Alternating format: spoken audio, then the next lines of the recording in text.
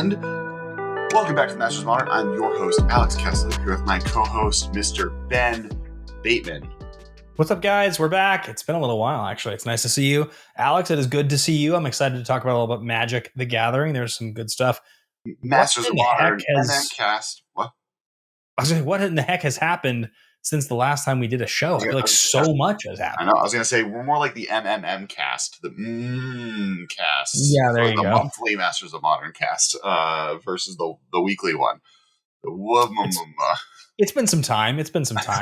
Since the last time we did a show, you and I have both been to MagicCon Vegas. I guess the technically second MagicCon Vegas, even though it's like the fifth Magic the Gathering convention in Vegas in the last several years, or sixth maybe, but that was a lot of fun. It was a great time. This is the first MagicCon Vegas. The last one was Magic 30. And the year before that, it was Magic the Gathering by Channel Fireball, unaffiliated with Wizards of the Coast. And the year before that was COVID. Agreed. There have been several or many Magic the Gathering events in Vegas, but this was the first MagicCon in Vegas. So that was awesome. And obviously, since the last time we did a show, they've previewed at least one new set. There's some Doctor Who stuff being previewed that probably by the time you guys watch this will be a little more publicly previewed, because I think the set actually officially drops this weekend. So by the time you hear this, the whole set is out visually, but owning it is not possible till Monday, the 13th. It's out. But yes, it is great to be here to talk to you guys about many things in the Magic and Modern world, and I think we actually have a pretty fun topic today. I feel like one that you and I have been talking about kind of off mic for a little while now. That seems like it's probably appropriate to finally kind of bring up. Yeah. So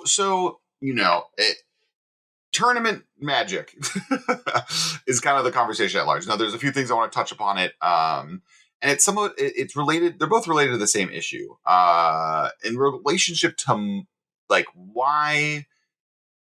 Right now, there's kind of a conversation, I think, at hand on like the value of Magic cards and what is driving that value, and what are the entry points people get to play in, and opening packs. How does that feel? What does that look like? Where is that value being oriented?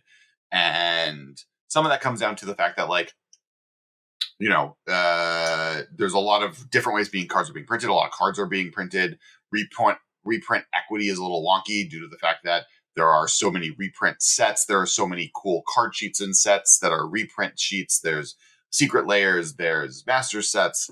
At the same time, there's so much new sets every year that just keeping track of what cards are good from the last set is really hard. But at the same time, Standard is its least played it's ever been in the history of Magic. Modern, Pioneer doing the best it's ever done, still bad compared to any numbers that would have happened before COVID. Modern doing not as well. And at the same time, like CDH is popping off, and Commander continues to be the main focus. And like what can be done in different ways to make all of these formats more exciting. Specifically, I want to focus on Standard and Modern. Pioneer, to me, I think would follow the trends of the other two, and is actually doing very well, and is more to do with just tournament Magic not being supported in a widespread way. The way to get Legacy to be popular is to get rid of the reserve list. I'll jump in quickly here and say that I think the one determining factor as we kind of enter this conversation that's very important to note is that there are two things. Number one, if the most prominent Magic format is Commander, and obviously as an offshoot of that format, you mentioned a second ago CDH, which I think everybody that listens to this knows, but just in case you don't, CDH is essentially the competitive version of it, where it's playing at the highest level of competition. So deck lists are tighter, competition is tighter. You're kind of expected to play the best cards, which means that similar to net decking in any format, whether Standard or Modern, there's a list of cards that is more necessary. So the difference, I think, between Standard, Modern, any of the 4X formats, and Commander is that obviously if a card gets hot, you need one of it versus four of it, right? Like that's the biggest, quickest difference. In the days of Standard or Modern, like if a dual land, not dual, but like a multi-land of some variety got popular in Standard, and you had to have four of it and the adjacent versions of different colors, that drove sort of the secondary economy in a way that was different than I think what we're dealing with right now. And I think also outside of competitive EDH, just regular EDH, Commander. I went to the store earlier tonight before recording this and played one game, right? You sit down with a random group of people to play a game. There is a level of like people play their cards and you recognize that a lot of them have never bought a draft booster pack to draft. They've never opened a pack. They've never had the experience of, I am buying this retail product with the sort of risk of what I open might not be what I want to open. They have bought Commander decks and in many cases singles from their LGS or online. And so I think what comes from that is a different expectation of value. You talked about the value of Magic cards. I think there are a whole number of factors that we can sort of talk about and address. But the biggest one is just that the dominant format is a format where players want to buy cards, put them in their decks, and have them maintain the value because they didn't buy them with any chance. They didn't accidentally open the card they wanted from a booster pack. That wasn't how they did it. That's what Commander has sort of caused. And I think that is a major difference in the experience of players from, say, 8 years ago, 7, 5, 3 years ago compared to now. I think it goes in different ways, right? Like with Commander, if you open a pack, you could play with every card in a pack that you open in a Commander deck, Sure. right? Not the same Commander deck unless you're playing 5-color, but like it is easier to make an argument in Commander to add one card that's a pet card that you, and or if you're a new player, it's very easy to be like, oh, I opened this really cool rare, I'm going to put it in my pre-con Commander deck. I think there's a level of I think two things are fighting against card value to me, or three things. One is like in new sets, high profile reprints or serialized cards that are absorbing the value and moving that value into more of a lottery esque experience, right? So like for March of Machines, all of the value in March of the Machines exists in the serialized cards, right? Sure. Like almost no other cards in the set are worth very much. And it's because people are able to open up boxes in cases with the goal of opening one of the serialized cards that will be the value that the majority of the box they opened is built into. And I say this as a person who has purchased serialized cards in the secondary market twice, because I loved them and wanted a cool, unique version, butterfly just for me version of the card. Or 20 Obosh, man. Just I think serialized cards are a mistake. I would just not have them in the game anymore. I think that I think stuff like the One Ring is fine, but I think like the version of it that was in Brothers War and it was in March Machines was a mistake, or is not the best. And on the opposite end of that, you have stuff like, or not the opposite end, but in the similar sense, you have stuff like the fact that in Strixhaven packs, the thing you're actually trying to open is a alter art demonic tutor, right? Or like there's unique special versions of things, which those I like more because it doesn't eat all of the value. It adds a little bit of a wider value in those. Like I like a mystical archive sheet a lot more than I like a serialized sheet. So there's that. Yeah. I think your comment is necessary. I think it's the thing that stands out to me again is like Magic is reacting to the not serialization, but the collectibility of other card games. I think that Magic is trying to do its best to provide the same play experience for its consumers that other games do while also staying true to what it has done historically. And that's where I think a lot of these things come from. So if you look at the history, we've had a number of different things. If the first one is the introduction of collector boosters back in 2019 was the first one. Before that, actually, we had, masterpieces into not masterpieces, the first ones, expeditions into masterpieces, right? That was like the initial ones they did. Collector boosters in 2019. And then when we started doing serialized, which then, of course, we went into Mystical Archive, you mentioned it. And then finally, the one of one card, which sort of had the Elven and Dwarven rings and all that. So there's all these different versions they've introduced. They've experimented with a lot of that stuff. And I think my opinion is that as a consumer, if we got some of that stuff some of the time, I'd actually be pretty good with it. I think the issue right now is that there's a feeling of it has to be at least one or more of those things every time. And because there's so much product being released, makes every product have this feeling of, well, if I just buy it like a regular ass consumer, probably will get something that's not worth much. And it compromises the integrity of the consumer, the casual consumer, right? Like the guy that buys a case of collector boosters, that's a different guy. The guy that goes to the store and is just like, I want to buy 5 packs. I'll buy 5 packs and open them and just like see what I get. I think the more times you introduce the more of the things you're talking about, especially multiples in the same set, right? Like an alternate sheet combined also with serialized, the more that person's experience is like, I opened something that just like wasn't worth anything. Like I didn't, the store was like, Why would I keep won't give you opening anything for things? this. Yeah. Yeah. Why would I bother buying packs at that point? And like you bring up expeditions and like my advice to Wizards, random guy with a podcast on expeditions at the time was the problem with expeditions where they were doing too many of them. Not in the sense that they did too many of them in a row, but in the sense that they picked too many cards per set of expeditions. Sure. Yeah. Like if the first run of expeditions was just fetch lands and the second run of expeditions was just shock lands and that was it, they would have been just as special, maybe a little bit less expensive, but just as sick.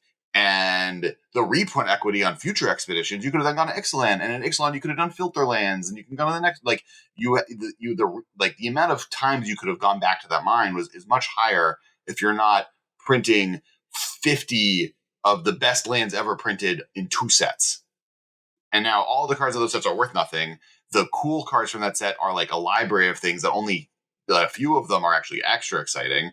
Then you go to, Kaladesh and same deal. Like if you had done the top 10 best artifacts as expeditions in one set and the next 10 in the next one, and you didn't have or maybe the 10 and then 5 from that set, right? Like the Gear Hulks are a great thing to be in an expedition. The Battle Lands are a totally fine expedition card. Yeah. Right. They're like the 5 premium versions of the cards that are new, and then 10 reprints that are fetch lands. And then you can come back later and do the next 10 iconic lands you're missing. So that was what I wanted. Right. And that's what I think would have allowed expeditions to survive longer. But expeditions caused the same problem, right? Like one of the problems people had with Battle for Zendikar and Oath of the Gatewatch and Amonkhet even now is there are no cards from those sets that are worth anything that aren't an expedition because the expeditions ate all the value of those back boxes. So, but then Wizards decided to go the opposite direction, right? They're like, no. We're going to take an entire sheet. We're going to put like 100 of the most iconic cards into this set. And there'll be less rare in the set, right? And then the weight will be put on more of the mythics. But to me, the one benefit of the Mystical Archive sheets that I really love, that is the thing of all of these things that I like the most, is there's the weight of the value is heavier towards the top, which is good, right? Yep. Like getting Mox Amber feels really great, but you don't need every one of those cards to be good. But at the same time, all of them are iconic and all of them are really cool to play with in Limited. Getting to play with like Obosh or a companion in Marching Machines draft. Companion is a really cool limited mechanic that's bad for other formats, but really cool in Limited. Getting to play with that in Marching Machines is really cool. So that's the first thing.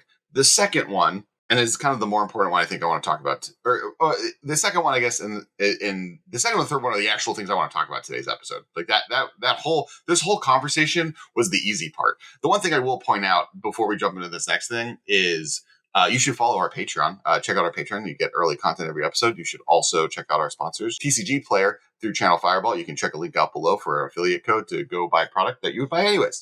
It makes a difference. It actually makes a difference, guys. It actually legitimately makes a difference. So please do it. Yeah, make sure to check me and Ben out both on TikTok. Me through my personal TikTok at Kess Wiley, making Magic content, One Piece content, a bunch of content in between. Make sure to check out Ben on the official Masters of Modern TikTok account. All the heavy lifting just at the podcast. I just like if you guys go, you can see all kinds of fun stuff there. Yeah. And then last but not least in the shoutouts, we have released 2 board games at the game company that I own and Ben is a part of.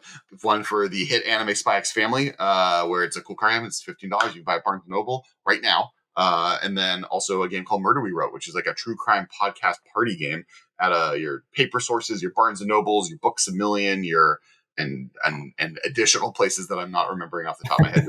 And Five Below. You can buy a travel edition for a little bit more of a buy and go version at Five Below as well. So make sure to check out those out. We're really excited they're launching, and they're really great games, and I highly recommend checking them out.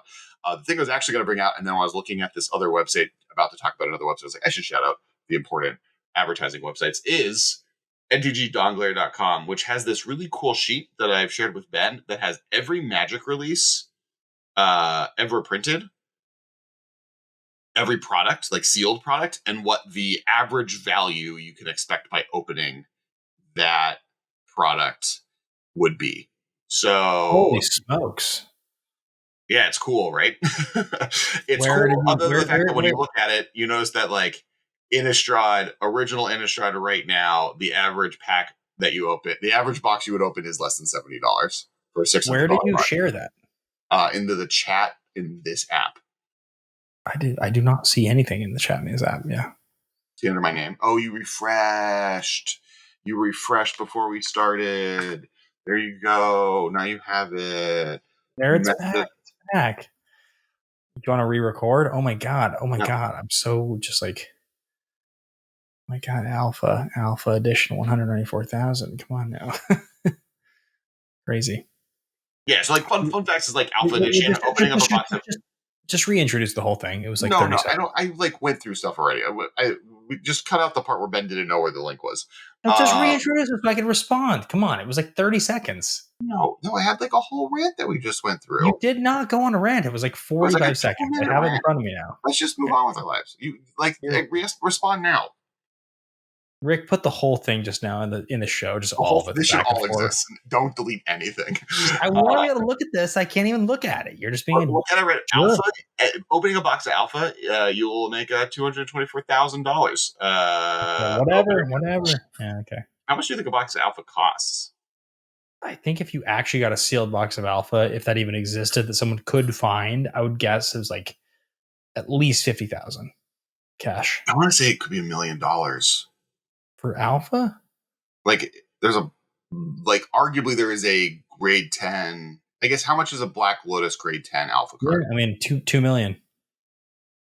No, that was not 2 million.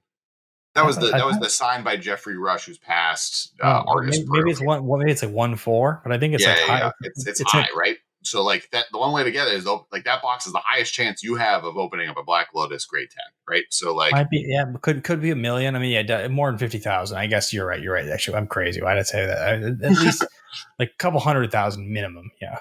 Well, yeah. So the thing that like I wanted to bring this thing up, and there's a link below to this website, is like there is an era of sets that previously through like Snapcaster Mages or Liliana's the Veil or very valuable cards has been expensive, like worth opening, right? Not worth opening, but good. But like now, if you look at like Innistrad's, it's $70.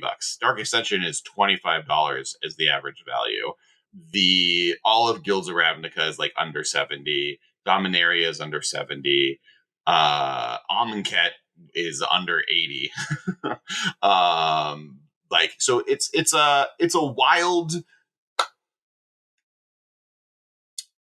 thing to look at, which is fascinating, that like all of this old era sealed product is just terrible value to open, and I don't think that was always very true. And you can see hovering over them, they even have timeline graphs where a lot of these sets showing like what they were in previous moments. They don't go very far back in the sheet, but I think if you click on them, you can get a wider date run. But this is kind of the conversation on like what we're talking about. And so the other two things is like why these card values have gone down. And just as a caveat, I guess, not arguing that this is necessarily a bad thing for the average player, because it's weird. It's weird. But the next two statements I think are, the first one is that a lot of these cards have just been outclassed through power creep. And this is what's affecting, I think, of the two conversations, this is what's affecting Modern the most. Like, Tarmogoyf is just not a good card anymore. But, like, I would say that the who's who of best cards in Modern from 5 years ago, almost none of them are playable in Modern anymore, right? Like, Snapcaster Stage sees some play, Liliana Veil, unplayable, Dark Confidant, unplayable. Like, and this is, like, obviously some boomery takes, right? But part of the problem that is really kind of speaking towards is all these cards are like $60 to $100, and now all of them are under 20, if not lower. And if you literally look at like what were the chase cards in Modern Masters 2015, 17, Ultimate Masters, like go look at those sets.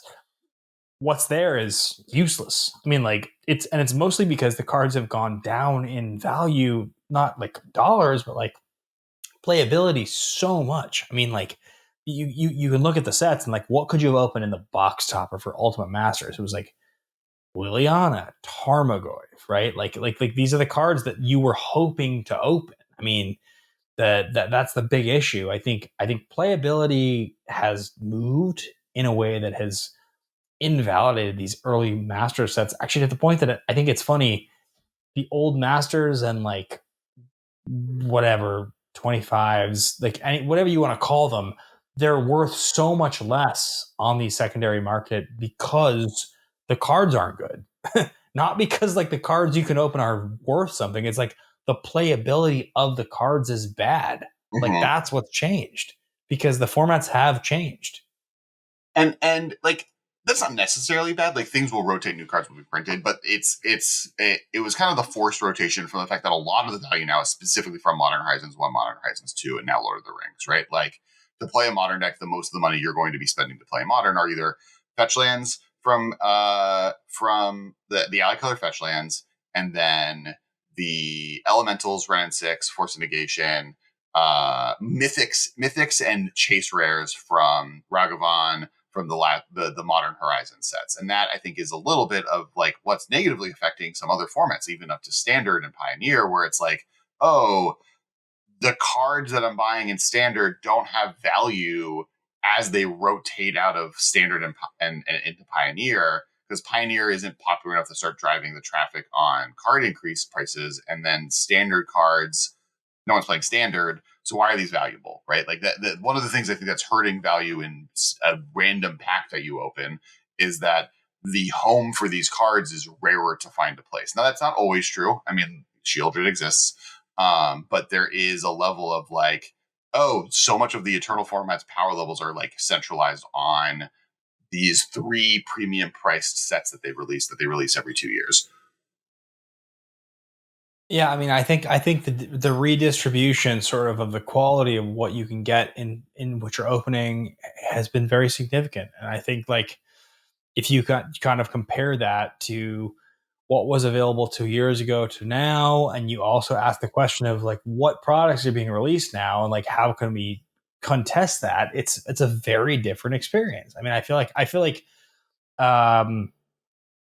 the sort of idea of what you open in a Magic product right now is extremely different than it used to be. I feel like the question is like, if you open a Magic product today, like just as a regular person who buys a product at a store, do you expect you'll open something that like makes you happy or will be exciting to you, or do you feel like you're expecting to not open your value?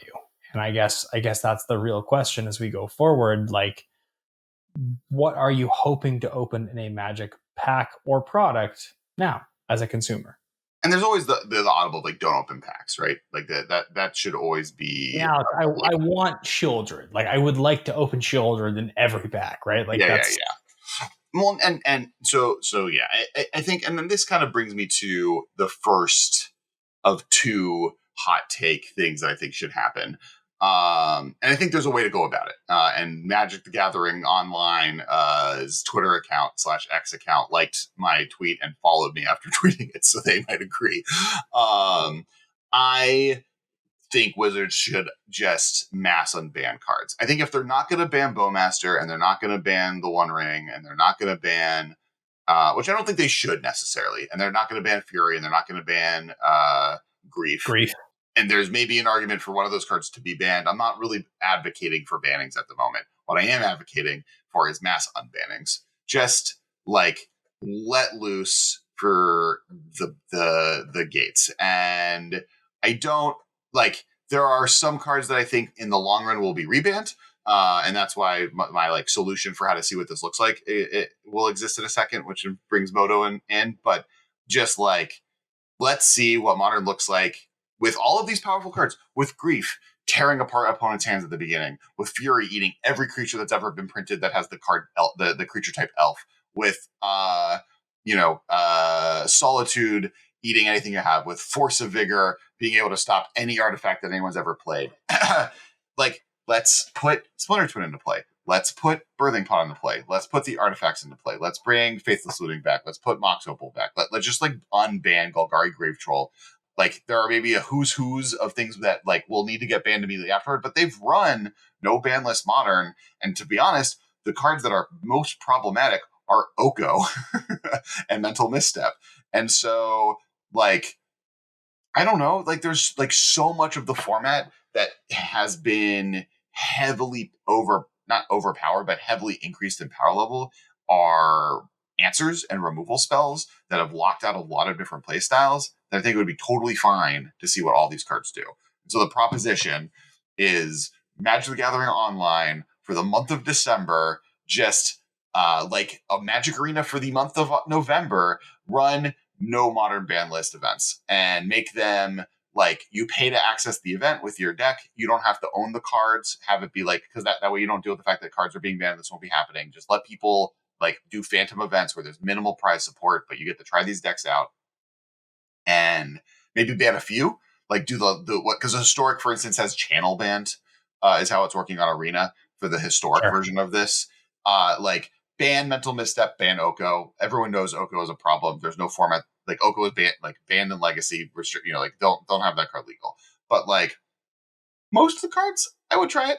I would see what that looks like. I think that format sounds really sick and like closer to what Legacy is in a way that makes it good to me, and am willing to see like what does and doesn't work. And in the end, do what you did with Pioneer, maybe like through that period, start like banning things slowly that seem to be problematic for this cool month of fun. Be active about it to try and whittle the format to something that's really cool.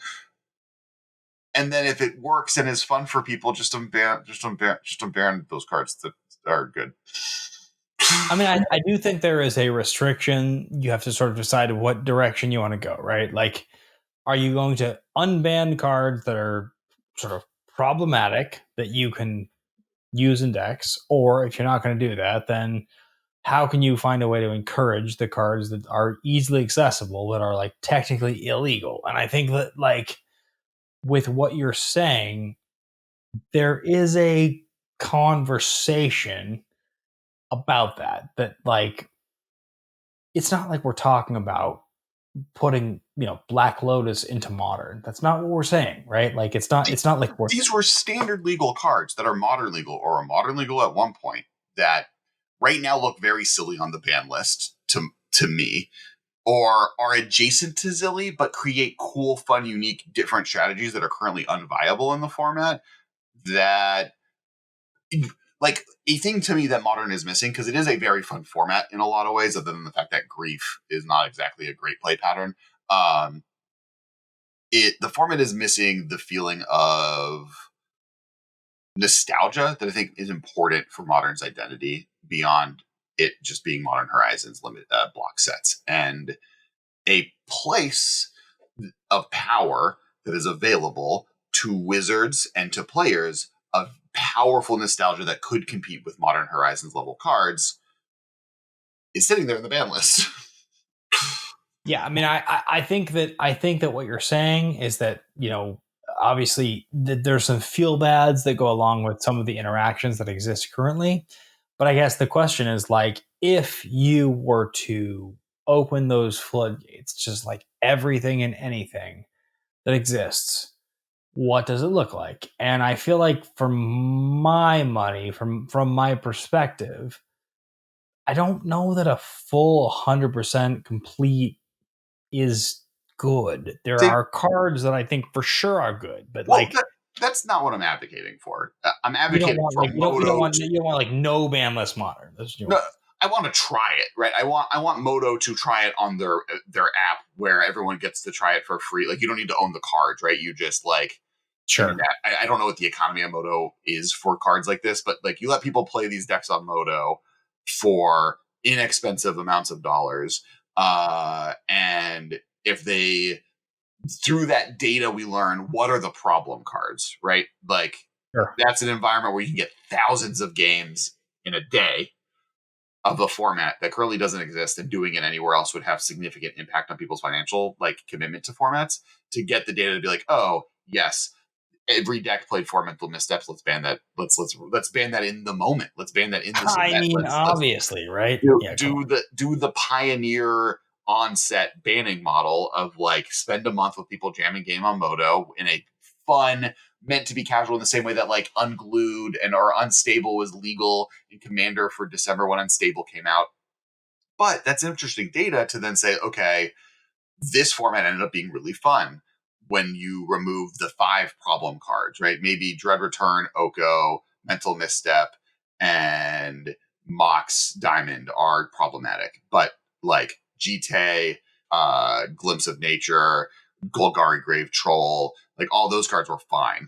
I think there's a cool version of the universe that looks that way. And if we try it out, and it's fun, you could unban 12 cards. That's what I'm advocating for. Is not no ban list modern, just ban 12 cards, unban 12 cards from the modern ban list. Because I think indoor 17 cards, because I'm counting all the artifact lands as one card. Sure. I mean, so okay. For those that are listening who are parsing all of this opinion, is there a list of cards that you think specifically could be unbanned in that situation? Comment below. Comment below. You're asking me to make my list, because I feel like that's a whole episode. Fair enough. Yeah. I think the list of cards I would keep. All right, here, I'll just do it. Modern ban list. Let's do it. This is this is my cutthroat. I wanted some Alex Kessler hot takes. We're getting one right now. Unban Ancient Den. Keep Arkham's Astrolabe banned. Unban Birthing Pod. Unban Blazing Stroll. Unban Bridge from Below. To be honest, unban Chrome Mox. Unban Cloud Post. Keep Dark Depths banned, because apparently in no ban list modern tournaments, they're just Dark Depths decks. They're the main thing that does well in those tournaments. Unban Deathrite Shaman. Unban Dig Through Time. Keep Dread Return banned. Keep Eye of Ugin banned, maybe. Debatable. I would try it out and then ban it. Sure. Unban Faithless Looting.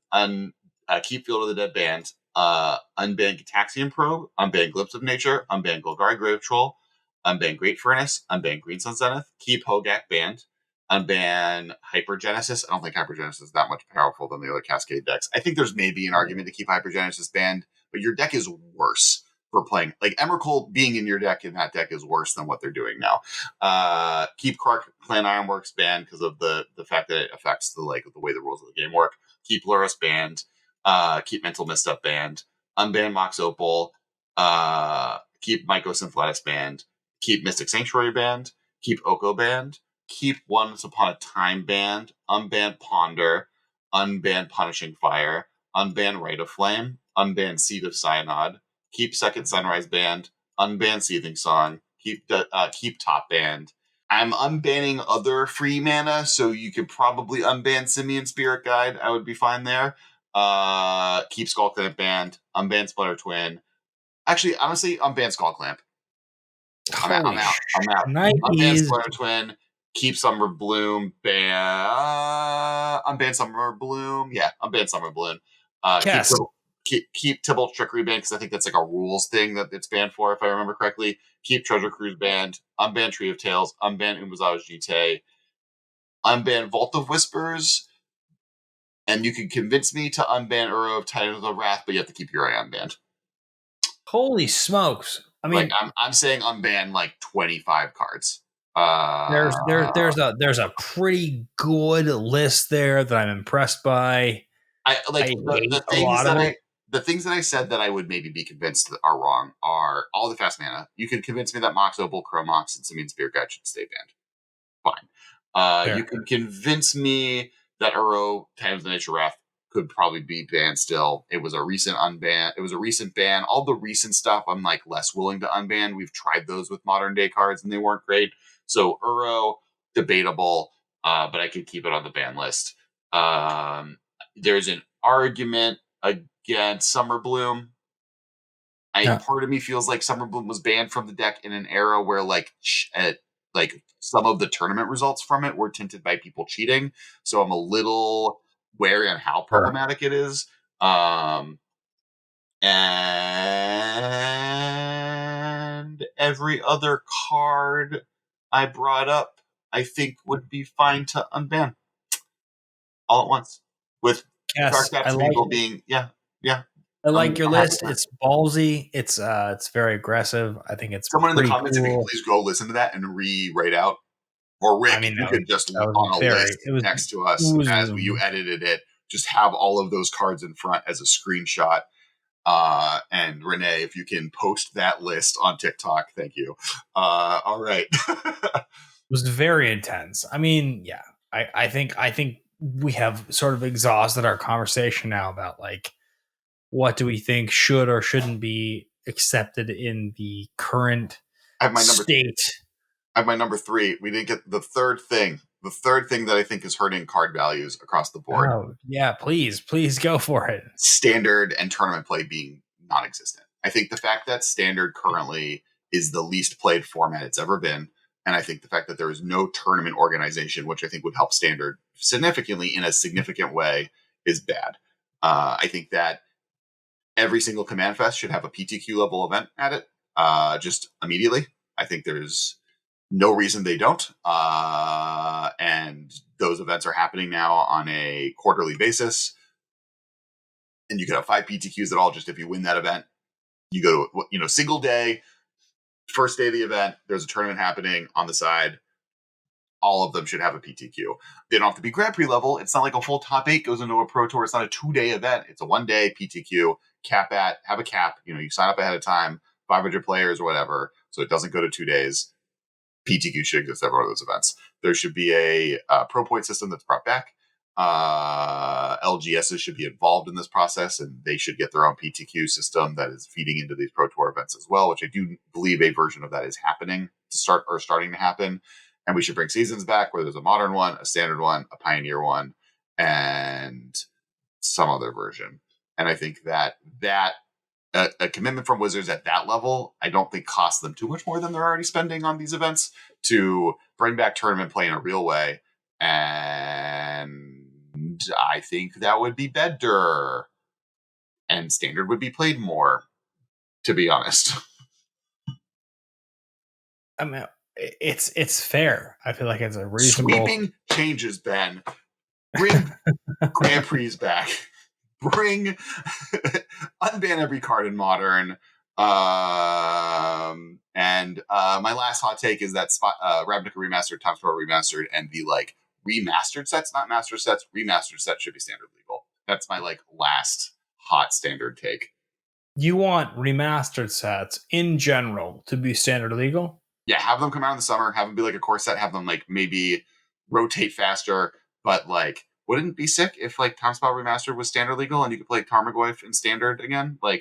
If no one wants to play Standard, right? If the problem right now is no one wants to play it, isn't it an easy way to get people to want to play it by printing cool cards they love into that format that they can't play into Modern anymore?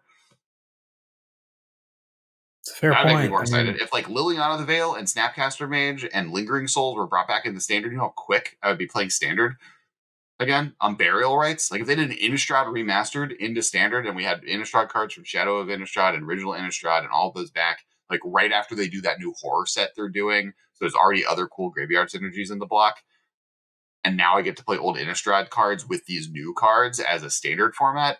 That sounds so much sicker than whatever we're doing now. I don't hate it. And do you want more hot takes, Ben? I can just keep all the hot takes, Kess. Come on. It's almost midnight, and I can see the tiredness in your eyes, and I'm just end of the podcast, heater after heater. I can do an entire episode just about that. Give me just heater after heater. I mean, come on. Okay. Does this sound bad to you? Does the universe I've described to you sound bad? It sounds so good, man. I mean, no serialized cards. This serialized cards because of this. I guess last hot take going back to that. Secret layers only. I actually like the Viscera serialized cards. I like the Secret Layer secret card That's where you can put serialized cards, and they shouldn't be in booster product. That one's a milder take. So it's fair. I'm not going to argue against like Viscera Seer in like this like not like a thing I have to argue against. Right? With something. I mean, come on! Like, I don't care. Tell me that you need Dark Depths Unbanned in Modern, then you disagree with me. No, I want like just like dual lands reprinted in Modern. Like, come on! Like, let's just get that going. That sounds terrible, but yeah. All right. Thank you so much, everyone. It's been an awesome cast. I am your host, Alex Kessler. Make sure to follow me at Kess Wiley on all social media out there. Make sure to follow Ben at Ben Bateman Media on everything. Make sure to follow all of the things. There's links below for cool stuff to do. And let us know if you want full episodes on any of those last hot takes. I'll also probably be making 10-minute TikTok videos about each of them to supplement this podcast and advertise it. We love all of you, and we'll talk to you next week. Bye, guys. This has been a production of Time Traveler Media, sending podcasts into the future.